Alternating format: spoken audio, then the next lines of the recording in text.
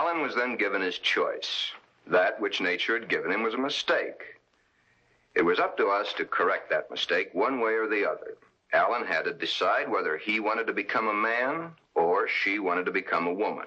Both were completely possible. Small boned, fair of complexion, his hair thin like a woman's, his body slim, hips slightly girlish. It was easy to see his decision, along with the fact that he had been brought up from early childhood to believe that a woman was the thing to be. Alan decided to become a woman. This, after all the help I could give him, was only the beginning. During the following 2 years, he was to go through the tortures of the damned. But never was there a whimper from him, because he knew that at the end of it all, he would at last be that which he had always dreamed. Hundreds of hormone shots were injected into various parts of his body. Alan's face was worked on with plastic surgery to smooth out the female elements. Long, tedious hours of work. The big day, or the starting of many big days, for it was to take many. The series of operations are performed slowly and at intervals to prevent any unnecessary shock to the nervous system. Still, the hormone shots continue, day after day, week after week, month after month. And even then, when the operation is over, the sex has changed, the shots must continue as long as Alan lives.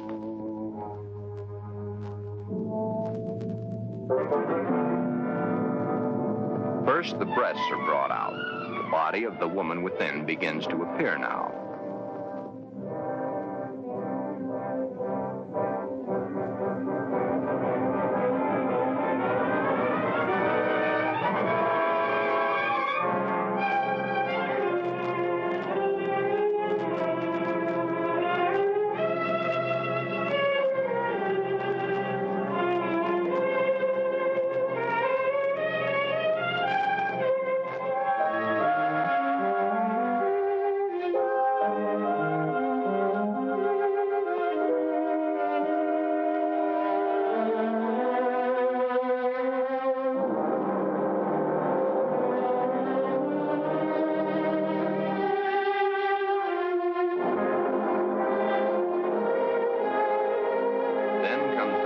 Surgery, the removal of the man and the formation of the woman.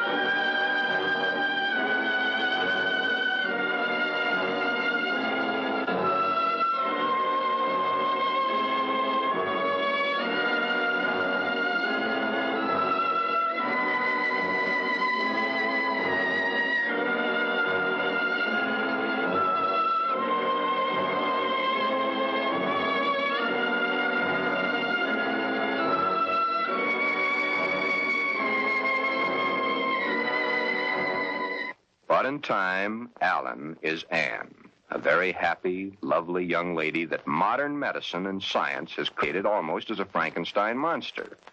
The newspapers heard of it and hit the story with their usual fullness. If papers had not gotten hold of the story, it would have gone untold, unnoticed as so many others in medical history. The sex change has been performed hundreds of times. However, right here, in this particular sex switch, it's not the end. Acting the woman and being the woman are two entirely different things. Alan had all his life acted the part of the woman. Now he is that woman and must learn how it's done.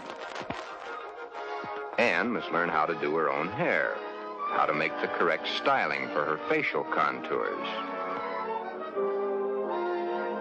The proper walk must be adopted. A lady is a lady, whatever the case may be.